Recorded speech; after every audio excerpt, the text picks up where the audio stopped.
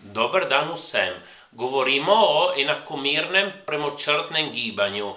Je tisto gibanje, pri katerem hitrost je zmeraj konstantna. Torej, hitrost bomo označili z V. Lahko mislite na velocity v angleščini. In tukaj nam je precej jasno, intuitivno, kako se računa hitrost. Je pot deljeno čas. Tukaj sem označil pot z S, je ena standardna oznaka, pride iz latinščine spacium, prostor. In tukaj T, lahko mislite na time v angleščini. Torej, je precej jasno, da hitrost se računa intuitivno kot pot deljeno čas. Je dovolj, da mislimo na njene merske enote, kilometer na uro ali pa meter na sekundo. Prostor smo delili, razdaljo smo delili s časom potrebnim, zato da opravimo to razdaljo. In ker govorimo o teh enotah, kako pretvarjamo iz ene v drugo? Rabimo faktor 3/6.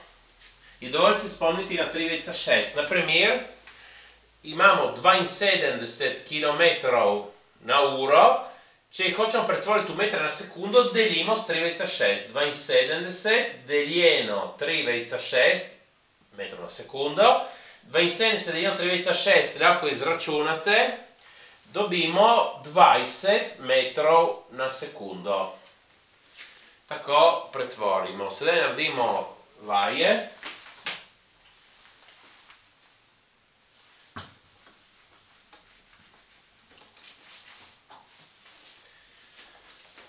Naprimer, imamo avto, ki se giblje s hitrostjo 90 km na uro. S stalno hitrostjo, zmeri tista. In se giblje s to hitrostjo za 1 minuto.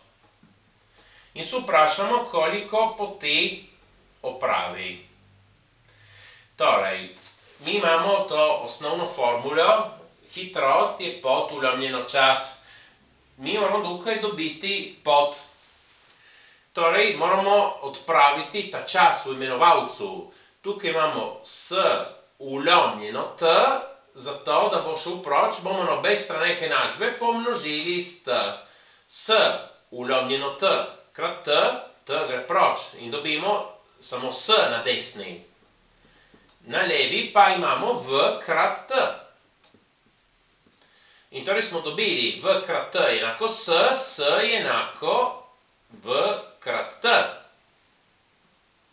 S je enako, samo tukaj se zavedamo, nekaj ne gre z merskimi enotami. Tukaj imamo kilometre na uro, tukaj minute, to ne gre skupaj. Zato moramo pretvoriti prej 90 km na uro. Če mi 90 delimo s 3/6, dobimo tukaj 25 metrov na sekundo. In 1 minuta bomo pretvorili kot 60 sekund.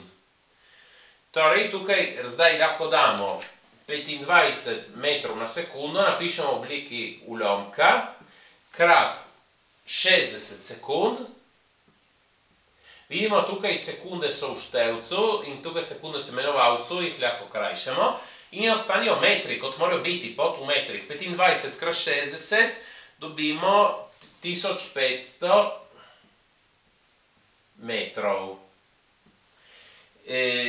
V resnici tukaj bi lahko tudi pustili kilometre na uro, ampak bi morali pretvoriti minute v ure. Bi dali 1/60 ure. Bi se lahko tudi naredilo tako. Ja, rezultat bi dobili v kilometrih vsekako, 1,5 km bi dobili. Sedaj naredimo še eno vajo.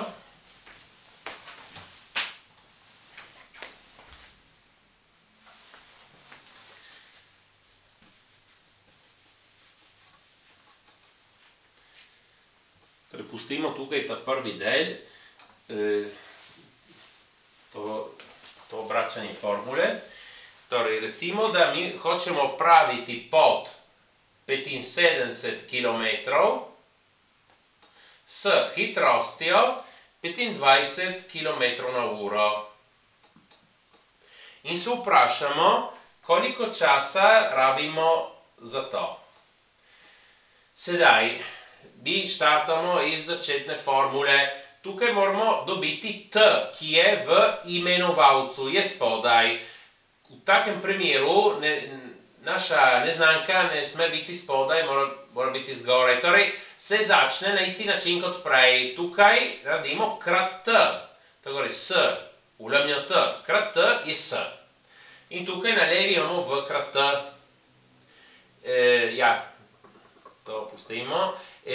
Torej, sedaj nam je rabu t.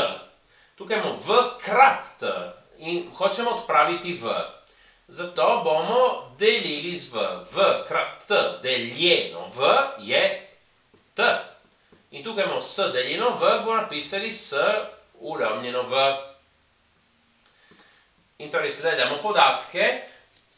Tukaj ni treba pretvoriti, ker imamo kilometre in kilometre na uro. To gre skupaj.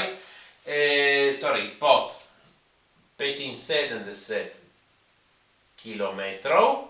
Tukaj imamo 25 kilometrov na uro.